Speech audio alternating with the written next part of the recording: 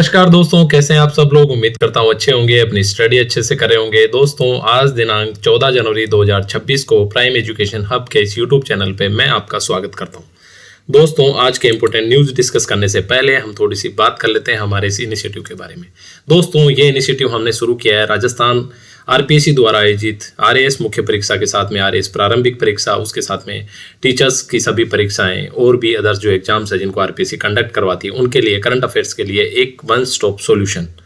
ये किस तरह से आपकी हेल्प करेगा, हम मंडे टू फ्राइडे डेली जितनी भी इंपॉर्टेंट न्यूज होगी उनको डिस्कस कर रहे हैं, और सैटरडे और संडे में जो न्यूज होती है उनको मंडे ट्यूसडे में समाहित करते हुए डिस्कस कर लेंगे। दोस्तों, इससे क्या बदलेगा? पहली चीज जो आपको फायदा होने वाला है वो है आपकी कैपेसिटी बिल्डिंग होगी। कैपेसिटी बिल्डिंग करने से मेरा मतलब है आपकी टॉपिक के बारे में समझ विकसित होगी। टॉपिक के बारे में आपके पास कंटेंट होगा जिसको आप सीधा आंसर में यूज कर पाएंगे। अगर आप इस वीडियो डिस्कशन को डेली सुनते हैं और इसके नोट्स बनाते हैं तो आपको आरएएस प्रारंभिक परीक्षा और आरएएस मुख्य परीक्षा के साथ में और भी जो अदर्स एग्जाम है उनमें काफ़ी ज़्यादा सीधा फायदा मिलेगा। दोस्तों, मैं आपको एक चीज़ बताना चाहता हूँ, जिस तरह से आरपीएससी ने आरएएस का सिलेबस चेंज किया, आप ये मान के चलिए छोटी परीक्षाओं में भी उस तरह से सीधे सवाल नहीं आएंगे जिस तरह से पूछे जाते थे। तो आप पहले से ही अपने आप को उस लेवल पे तैयार रखें तो आपके लिए इस एग्जाम में आसानी होगी। ठीक है दोस्तों, अपनी बात को आगे बढ़ाते हैं और डिस्कस करते हैं आज के इंपॉर्टेंट आर्टिकल्स और न्यूज। सबसे पहला आर्टिकल है अमेरिका द्वारा वेनेजुएला में जो घटना हुई है। आप सबको पता है बहुत ज़्यादा सुर्खियों में रही है घटना। क्या कारण थे, इसके क्या इम्पैक्ट है, क्या थॉट प्रोसेस रही अमेरिका के इन सब के पीछे, ये सारी बातें मैं आपको घटना थोड़ी सी बता देता हूँ। पिछले कुछ दिनों पहले जो वेनेजुएला है वो दक्षिण अमेरिका का एक देश है, लगभग दक्षिण अमेरिका के नॉर्थ का ये कंट्री है। दोस्तों, ये कंट्री जो हमारा तेल है, ऑयल, इसके यहाँ पे रिजर्व है और थोड़ी मात्रा में रेयर अर्थ मिनरल भी है। रेयर अर्थ मिनरल से आप थोड़ा मैं आपको और समझा देता हूँ। ये ऐसे एलिमेंट्स हैं जिनसे आजकल की जो मॉडर्न टेक्नोलॉजी है इसके सारे इंपॉर्टेंट जो एलिमेंट्स है वो बनते हैं। लाइक आपकी चिप्स, चाहे वो ऑटोमोबाइल्स में यूज होती हो, चाहे वो मोबाइल्स में और भी जो इलेक्ट्रॉनिक्स में यूज होती है वो सारी चिप्स। इसके अलावा बाकी ग्राफिक्स, जीपीयूज, इन सब में भी इन रेयर अर्थ मिनरल्स का काफ़ी यूज होता है। इस वजह से अमेरिका ने वहाँ पे एक स्ट्राइक करके, एक मिलिट्री ऑपरेशन करके वहाँ के जो राष्ट्रपति है उनका अपहरण टाइप ही कर लिया, आप ये मान के चलिए, अपने देश में ले गए और उसमें वहाँ मुकदमा चलाया जा रहा है। ये बैकग्राउंड था इस सारी घटना का, और राइटर ने जो आर्टिकल लिखा है उसके इंपॉर्टेंट पॉइंट्स हम डिस्कस कर लेते हैं। राइटर ने ये बताया है कि जो ये घटना हुई है, इस घटना की वजह से आपको देखने को मिलेगा कि रूस यूक्रेन युद्ध में भी जल्दी ही कुछ एरियाज ऐसे होंगे जिस पे रूस यूक्रेन में कब्जा कर लेंगे और अपना, क्योंकि एक लॉजिकल कारण मिल गया उसको ऐसा करने का, जिस तरह से यूएसए ने इस इंसिडेंट को अंजाम दिया, और अमेरिका भी कुछ कह नहीं पाएगा इस पे। ठीक है, और तीसरे वर्ल्ड वार की आशंका भी व्यक्त की है, और इसको एक वर्ड दिया नया, कॉरपोरेट टेकओवर। कॉरपोरेट टेकओवर का क्या मतलब है? जिस तरह एक कंपनी किसी दूसरी बराबर की कंपनी का अधिग्रहण करती है, उस तरह से यूएसए ने वेनेजुएला का अधिग्रहण कर लिया। इस टाइप की संज्ञा इस आर्टिकल में दी है। आगे देखते हैं। राइटर यहाँ बताना चाह रहे हैं कि 1945 में, सेकेंड वर्ल्ड वार के बाद में, और 1945 में ही यूएन की स्थापना और उसके अन्य सहयोगी संगठनों की स्थापना के साथ में ही एक व्यवस्था बन गई थी जिसमें राष्ट्रों की संप्रभुता का सम्मान किया जाता था। लेकिन 1990 के बाद जिस तरह विऔपनिवेशीकरण हुआ, इसे मानने से इनकार कर दिया और इस व्यवस्था में काफी दिक्कतें आ गई। और अभी तो स्थिति यह है कि यूएन और यूएन जैसी अन्य संस्थाएं और इसकी अलाइड संस्थाएं हैं, उनकी कोई सीधी भूमिका किसी भी तरह से नहीं है। यूएसए तो अपने आप को यूएन की तरह ही समझ के कार्रवाइयां कर रहा है। ठीक है दोस्तों, यहाँ राइटर एक और नीति की बात करते हैं। 1823 में मोनेरो, एक जेम्स मोनेरो राष्ट्रपति थे यूएसए के, उन्होंने भी इसी तरह की नीतियों का उस समय पालन किया था। लेकिन राइटर ये कहना चाह रहे हैं कि वो समय अलग था, औपनिवेशिक काल था। यूएसए और कनाडा दोनों में ही औपनिवेशिक सरकारें थी, तो ये समय उस तरह की कार्रवाई के लिए सही नहीं है। और उस समय में दक्षिण अमेरिका को अमेरिका का आंगन कहा था जेम्स मोनेरो ने। ठीक है दोस्तों, जैसे हमने बात की, ऊपर संयुक्त राष्ट्र समझता है अपने आप को सबसे बड़े तेल रिजर्व है, और रेयर अर्थ के लिए ग्रीनलैंड पर भी नियंत्रण की बात कहता है। ये रेयर अर्थ जो वेनेजुएला में कुछ मात्रा में है, ग्रीनलैंड में तो काफी बड़ी मात्रा में है। उसके बाद आगे चलते हैं इसी आर्टिकल में कि परिणाम क्या होंगे इसके। देखो, अमेरिका ने साम दाम दंड भेद सब तरीके से अपने हित साधने में कोई कसर नहीं छोड़ी है, तो दूसरे देश भी इस तरह की चीजें देखने को मिलेगी, जैसे कि रूस यूक्रेन पर, चीन ताइवान पर, उसी तरह इजराइल हमास पे, इजराइल लेबनान पे, जापान उत्तरी कोरिया पे, यमन सऊदी अरब पे, और इस तरह के मोर्चे अलग अलग विश्व के अलग अलग भागों में खुल सकते हैं। तो राइटर इसको वर्ल्ड वार की संज्ञा नहीं दे रहे हैं, ठीक है, इसको दे रहा है वर्ल्ड वाइड वार, मतलब वर्ल्ड वार नहीं बोल के वर्ल्ड वाइड वार की संज्ञा दे रहा है, यानी कि विश्व के लगभग सभी महाद्वीप में अशांति होगी और युद्ध जैसे हालात होंगे, ये बात करें तो 2026 में अस्थिरता बढ़ेगी। देखने वाली बात है, सीधी सी बात है, ये बिल्कुल प्रेडिक्शन अब सही साबित होता जा रहा है। और संस्थान जो है, संस्थान यानी यूएन जैसी संस्थाएं, वो कमजोर है और इस अव्यवस्था पर रोक लगाने में अक्षम है। और राइटर लास्ट में एक एग्जाम्पल और दे रहे हैं कि आंतरिक शक्ति ही सबसे अच्छी चीज है, यानी अपनी खुद की मजबूती। और आज इसी मजबूती की वजह से यूएसए ने जो हम पे टैरिफ लगाए, इसकी वजह से इंडिया ने सस्टेन किया, और अभी हाल ही में हमारी 7.3% विकास दर का जो अनुमान लगाया है, यानी कि यूएसए के टैरिफ का बहुत ज़्यादा फर्क इंडिया पे नहीं पड़ने वाला। तो ये सारी बात है। तो आपको इससे एक वैश्विक जो सिनेरियो बनने वाला आने वाले एक साल में, उसकी समझ विकसित होती है। साथ ही कुछ पॉइंट्स मिल जाते हैं आपको। 1823 में जेम्स मोनेरो की जो नीति है, उसका आप एग्जाम्पल कोट कर सकते हैं। और बाकी Israel Hamas, Israel Lebanon, Japan उत्तरी कोरिया, यमन सऊदी, ये सारी चीज़ें आप कोट कर सकते हैं एग्जाम में सीधे। ठीक है दोस्तों, अगले आर्टिकल की तरफ चलते हैं। अगला जो आर्टिकल है वो एआई को लेके है। ये फिल्म्स के हिसाब से भी थोड़ा इंपॉर्टेंट आर्टिकल है। एआई को आपको पता है, हर जगह एआई की बात हो रही है, और एआई फ्यूचरिस्टिक बहुत बड़ी टेक्नोलॉजी है, जिससे हर चीज आने वाले समय में इम्पैक्ट होगी और जुड़ी हुई होगी, इसलिए ये बहुत इंपॉर्टेंट है। दोस्तों 2026 फरवरी में एक इंडिया एआई इम्पैक्ट समिट होने वाला है। ये वर्ल्ड वाइड चौथा समिट है। 3 समिट इससे पहले बाहर हुए हैं और ये चौथे समिट की मेजबानी इंडिया को मिली है। राइटर इस आर्टिकल में मोटा मोटी ये कहना चाह रहा है कि इंडिया की एक कैपेसिटी को दिखाता है ये समिट, और इंडिया के पास एक बहुत बड़ी अपॉर्चुनिटी है, ठीक है, टेक्नोलॉजी में अपने आप को एडवांस करने और आगे बढ़ाने की। इससे पहले जितने भी टेक्नोलॉजिकल एडवांसमेंट हुए उनमें इंडिया ने उस तरह से कोई भूमिका अदा नहीं की, लेकिन ये इंडिया के पास में एक बहुत बड़ा मौका है, इस तरह की बात राइटर कह रहा है। चलो आर्टिकल को देख लेते हैं। हमने बात करी 2026 में इंडिया एआई इम्पैक्ट समिट होने वाला है। दोस्तों ये समिट बहुत इंपॉर्टेंट है। आप उसकी इस समिट की सारी अपडेट लेंगे, और इससे संबंधित जहां भी आपको न्यूज मिलती है आप उस न्यूज को अच्छे से पढ़ना और अपने नोट्स बना के और उसको याद कर लेना। एग्जाम के हिसाब से बहुत इंपॉर्टेंट है, ठीक है। संयोजक की भूमिका निभाने जा रहा है, मतलब आजादी के बाद पहली बार इतनी अच्छी भूमिका इंडिया को मिलने जा रही है। 3 शिखर सम्मेलन पहले हुए, हमने बात कर ली। बढ़ती तकनीक और भू राजनीतिक कद को दर्शाता है, मतलब इंडिया की बढ़ती हुई पावर को शो करता है कि 4th सम्मेलन इंडिया में हो रहा है।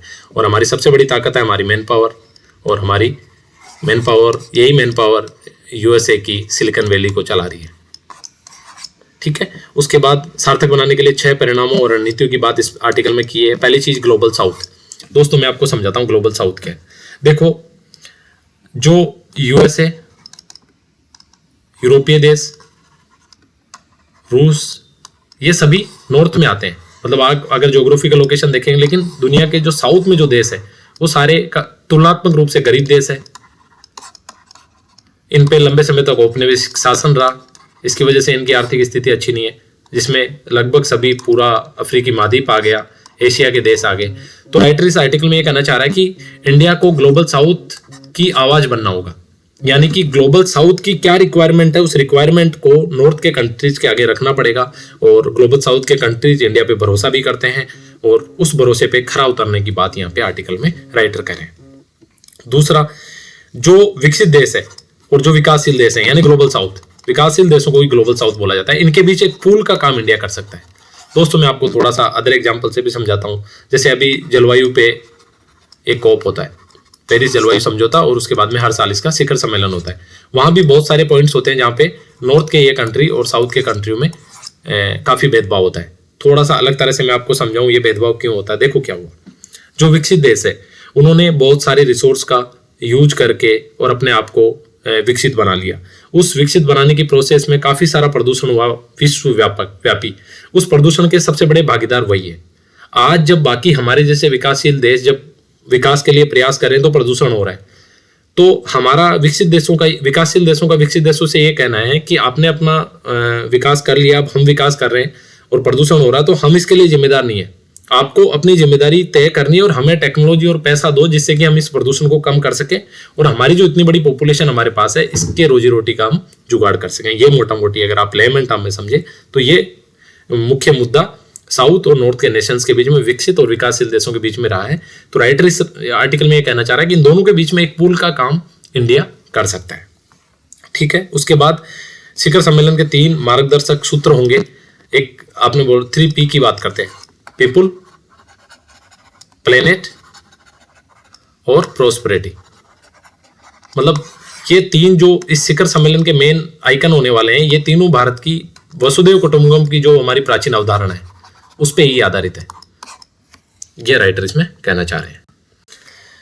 तीसरा इसमें कि हम जैसे बात करते हैं डेटा भेदभाव पे, कि डेटा को लेके कोई भेदभाव नहीं होना चाहिए, लाइक लैंगिक भेदभाव नहीं होना चाहिए, लाइक पुरुष और महिलाओं के बीच में डेटा की समान उपलब्धता भी होनी चाहिए, वहनीयता भी होनी चाहिए। उसी तरह नस्लीय भेदभाव नहीं होना चाहिए। राइटर इससे आगे बढ़ के ये बोल रहे हैं कि जाति, धर्म, क्षेत्र और भाषा के आधार पर भी डेटा में कोई भेदभाव नहीं होना चाहिए। भाषा के आधार पर भेदभाव कैसे हो सकता है? जैसे मान लो कोई डेटा इंग्लिश में ही अवेलेबल है तो ये हिंदी और बाकी रीजनल लैंग्वेज के लिए तो भेदभाव हो गया ना। तो इस तरह से राइटर बोल रहे हैं कि ये इस तरह का भेदभाव नहीं होना चाहिए। दूसरा, 5 प्रमुख पहलों की बात करते हैं।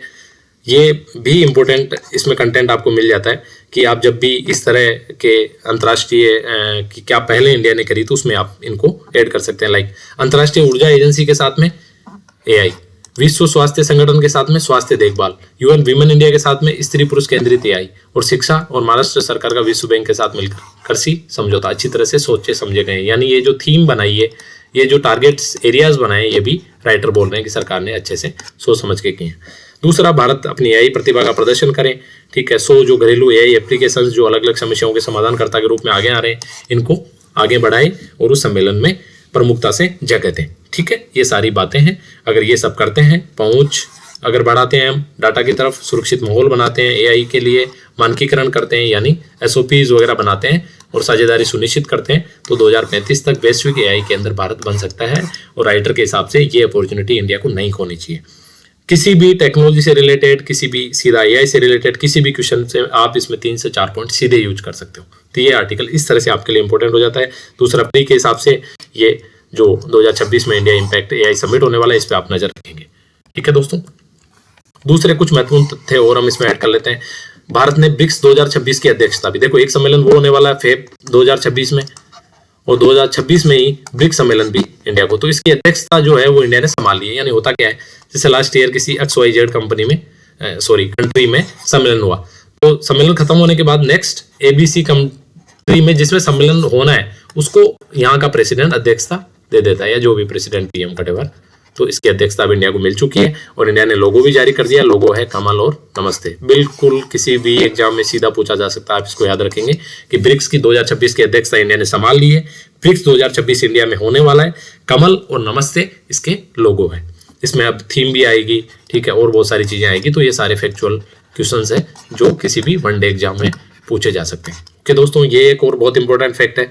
देश की पहली वंदे भारत स्लीपर ट्रेन, देखो ऐसी चेयर कार तो पहले से ही चल रही थी वंदे भारत, काफी सारी आप सब जानते हैं, लगभग हर मेजर कंट्री की जो सिटी है वो जुड़ चुकी है। लेकिन अभी स्लीपर वंदे भारत ट्रेन भी गुवाहाटी से हावड़ा के बीच में, ठीक है, गुवाहाटी आसाम में, हावड़ा वेस्ट बंगाल में, ठीक है, इसके बीच में चलाई गई, आप याद रखेंगे। ठीक है, के अंदर अब वो टाइम नहीं है कि पहली ट्रेन कब चली कि 1853 बंबई से ठाणे के बीच, ठीक है, वो सब इररिलेवेंट हो गया दोस्तों, ये सब एग्जाम में पूछा जाएगा। ठीक है, और एक और जो चेंज केंद्र सरकार ने किया है, देखो हमारे यहाँ क्या होता है, सभी खेलों के राष्ट्रीय प्राधिकरण है, ठीक है, जैसे मान लो ये फुटबॉल का हो गया, ये बास्केटबॉल का हो गया, ये कबड्डी का हो गया, ये रेसलिंग का हो गया। तो इस तरह के जो जितने भी राष्ट्रीय खेल प्राधिकरण है उनके लिए सरकार ने एक नियम बनाया। नियम ये बनाया, पहली चीज कि 4 जो मेंबर होने चाहिए वो उत्कृष्ट खिलाड़ी होने चाहिए, यानी ऐसे खिलाड़ी जिन्होंने उसी खेल में कुछ अच्छा प्रदर्शन कभी किया हो, मान लो उसने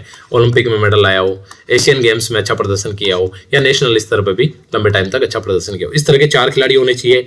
दूसरा, 4 में से 50% यानी 2 महिला होनी चाहिए, ठीक है, ये चेंज किया है। दूसरा कि कम से कम 25 वर्ष एज होनी चाहिए और कूलिंग पीरियड होना चाहिए। कूलिंग पीरियड से मैं आपको समझाता हूँ। कूलिंग पीरियड का मतलब है जैसे मान लो कोई प्लेयर है, वो खुद अभी प्लेयर है, गेम खेल रहा है, तो गेम छोड़ने के बाद कम से कम 2-4 साल का एक पर्टिकुलर गैप होना चाहिए। उस गैप के बाद ही इस बॉडी में उनको जगह देनी है। ये एक अच्छा एक पॉजिटिव स्टेप है, क्योंकि इससे क्या है कि एक्सपर्टीज और प्रोफेशनलिज्म आएगा हमारे सारे खेल प्राधिकरणों में, क्योंकि जो खिलाड़ी रहा है ऑलरेडी वो खिलाड़ियों की क्षमता को भी और उनकी जरूरतों को भी अच्छे से समझ पाएगा। ठीक है, तो ये हमारा आज का डिस्कशन था।